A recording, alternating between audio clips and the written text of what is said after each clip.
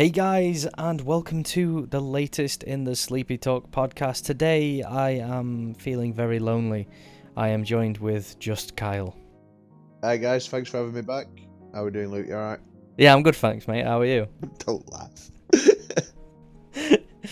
So, today has been it's been busy for everyone. I think so. It's just Kyle, and Kyle hardly talks on any of these podcasts, so it's going to be a very quiet one. I've got to make up for some big personalities here. We've got Carl, Dreads. Oh, these know him as Ryan. Oh, do Not they? not Ryan, but Ryan. Ryan. Ryan. That's quite a good Stewie impression, to be The fair. Dreads man. Go away, Dreads man. Ryan. Go away, Ryan. Right, anyway, enough of the tomfoolery. So, today, it's not going to be a particularly long one, but there is something that we do need to discuss, Kyle. We do. Your internet search history. Pretty creepy, bro. Pretty creepy. Look, I mean, it's October, and I like clown porn, alright? Wow. I didn't know where you was going with that. Wow. Wow. So, yes, as we were saying, I forgot what we were saying, but I'm going to start this segment anyway. So, Kyle did some recording over last week, didn't you, Kyle? We did. We went to, well, what's thought to be a haunted manor. And as we were filming stuff, Carl came across something really weird. I don't know if you want to show the clip now or. Phone keeps turning off. Don't buy Samsung. What the was that?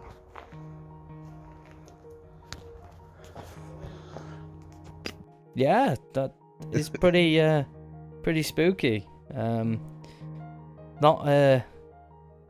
Not the biggest evidence of something being there, given you were playing Among Us in real life. So, unfortunately, obviously, you only just see it in probably a milliframe as Carl's shoulder turns round. But there was a second bang straight afterwards. It's not actually picked up on the camera, but Carl swears by it. What is it that you actually see? Because on that clip, I didn't actually see it, so I might revisit the clip now and zoom in. There's like a small fireplace, and we put a box on there, which was one of the items for the game.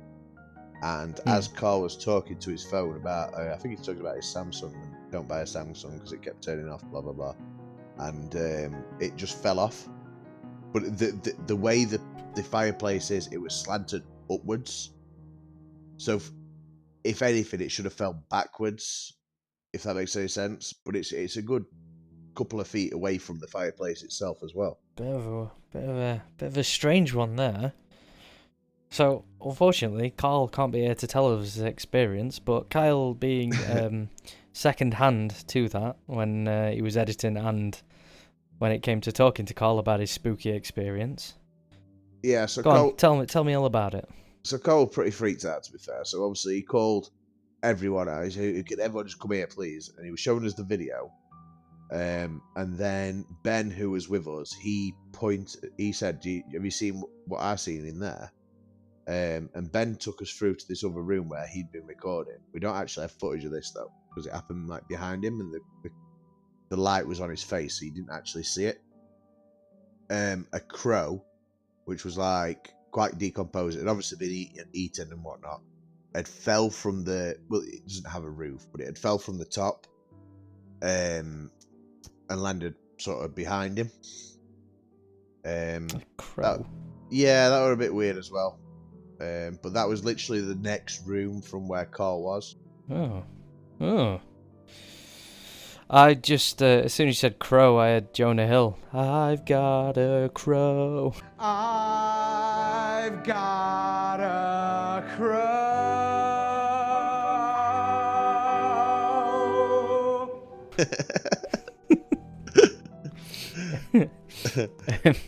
Cynthia. You are dead. You are dead. Jesus died for our Cynthias. Cynthia. Julia Roberts. Julia Rob hurts. Slam poetry. Beep bop boop. 21, 22 Jump Street. 22 Jump Street, that one. Oh, that Yeah, but scene I've Got a kills Crow's me. 21. Yeah, that's when he's Peter. Peter Pan, isn't he? Yeah. I've got a crow. Did you feel that? Oh, don't do drugs, kids. That was so off topic. It was unbelievable. It's almost like Ryan's here anyway. So, yourself, right? We can talk about other people's experiences. How did you feel when you were there? Did anything go through you? Were you touched? I think Carl tried, but no means no. Oh wow. But the levels that we just hit. To be honest, because we sort of had an objective for what we were doing there anyway, so it was very much focused on that. Now, when I was editing, there was a strange, like a crackle noise I heard throughout the videos. That turned out it was just trying to autofocus, but I decided to take the torch to the top of the camera, so that's all that turned out to be. But Well, at least you debunked it yourself. yeah. I didn't have to come on a whole podcast just to do it. What you say? That you only meant well, 'cause you did. What you say? That it's all for the best, 'cause it is. Well, you did. But yeah, I mean, wow, just that hit deep. I mean, if I just wish that Carl's clip was sort of a millisecond, like literally a frame less, and you'd have seen it fall off. But you could tell from the reaction, he's genuinely scared. It did frighten him quite a bit. And obviously he's got that ghost child that keeps rattling his shutters as well, hasn't he? So poor Yeah, guy exactly. is going to have a heart attack before long. Well, I think that's cholesterol issue, isn't it? In fact, don't take that out. Don't leave that in. Can't promise anything. Yeah, leave it in. It'll be fine. Well, that hit another level, to be fair. So there was two people that experienced some form of spooky wookie. Yeah. One was a dead crow. It fell on him, to be fair. Okay, the other one was Box. a box. So you had a box on top of a fireplace, and a dead crow falling behind someone. Yeah. You didn't experience anything anyway. The game itself that you were playing were quite spooky anyway. For those of you that don't know, they were recording Among Us in real life. So you already had your sort of suspicions and senses aroused anyway. Yeah, absolutely. One thing I was worried about was, obviously, in the game, you've got to murder someone, and I was worried, like, a spirit would react to that, like, that's, do you know what I mean? Yeah, I kind of get what you mean. So, reenacting certain motions and energies is somewhere along the lines is sort of gives them a bit more energy, or it's like PTSD for ghosts. Yeah, that was sort of where I was at with it. I was worried that they were gonna see what we were doing and anger them. Is that the right word to use? Yeah. Well. Yeah, anger. Anger is probably the best word to use. So yeah, reenacting certain things. Maybe if they'd been murdered or whatever, it could provoke them. Yeah. I know some ghost hunters have tried that in the past. Oh, have they? I don't know whether it actually does anything because I don't know whether ghosts exist. Perfect podcast, really. Yeah, but you could still clickbait the title with proof ghosts exist. I could do. With a question mark. I already did that years ago, remember? Oh yeah. So, for yourself, I don't think you've ever experienced anything spooky, have you? No, Really? not me personally. No. No. Just people around you. Yeah, maybe I'm the only. Maybe you're the ghost. Like Bruce Willis at the end of Sixth Yeah. Sense. I see dead people. But I didn't jizz in my pants. Oh, God. Fuck's sake. Language. This goes on Spotify, remember?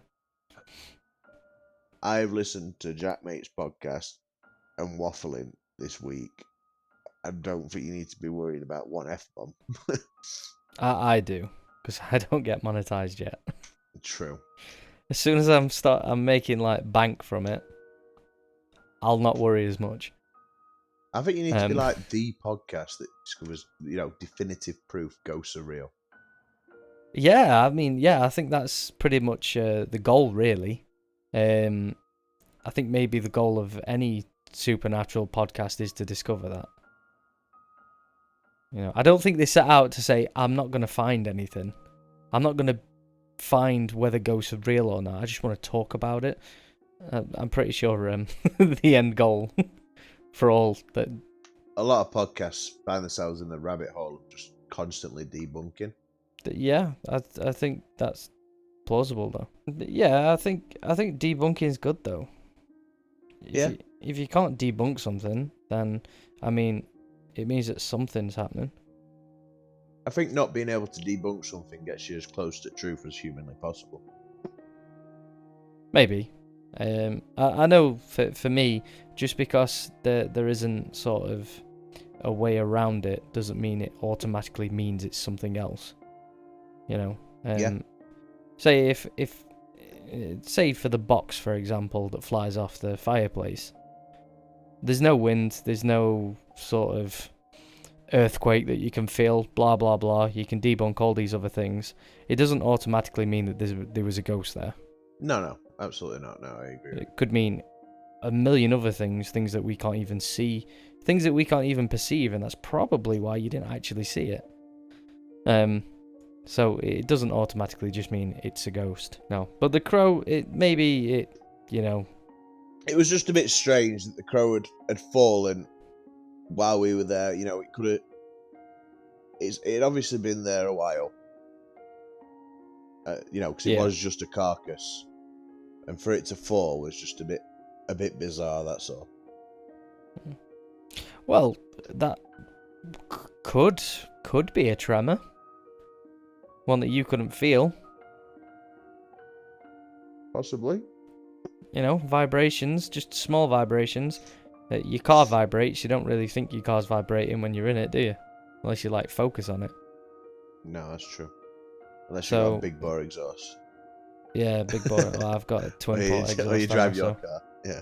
You know about mine's twin port exhaust. That's how we roll. But yes, it could have been a tremor. It might be worth you giving me the dates, and I'll look at the sort of tremors around that time. There's always seismic activity anyway, isn't there? Constantly.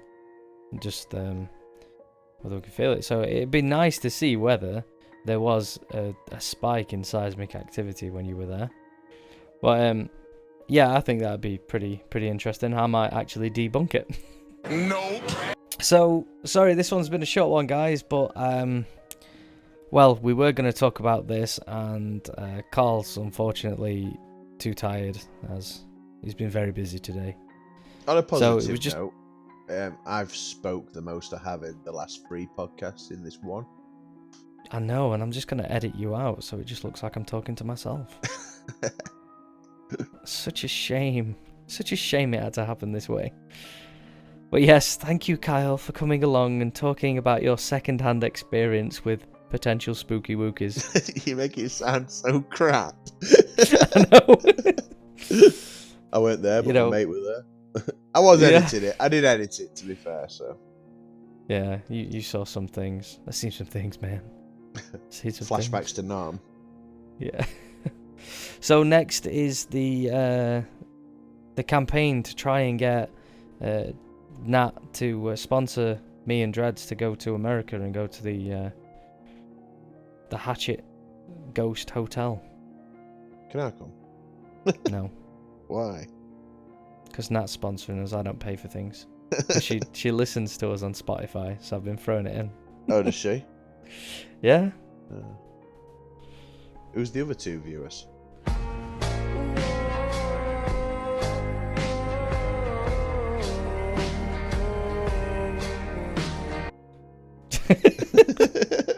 Me and Ryan.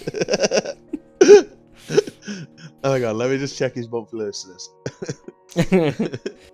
So, thank you for listening to the latest in the Sleepy Talk podcast. I nearly messed up that outro, but I'm just going to carry on anyway because it's a short one, so limited editing. Thanks, Kyle, for talking the most that you've spoken in the past 3 months of podcasting. That's truly appreciated. You're welcome. So, yeah, thanks. Thanks for your second-hand input. You're welcome. Take care, everyone. Bye-bye. Don't forget to subscribe.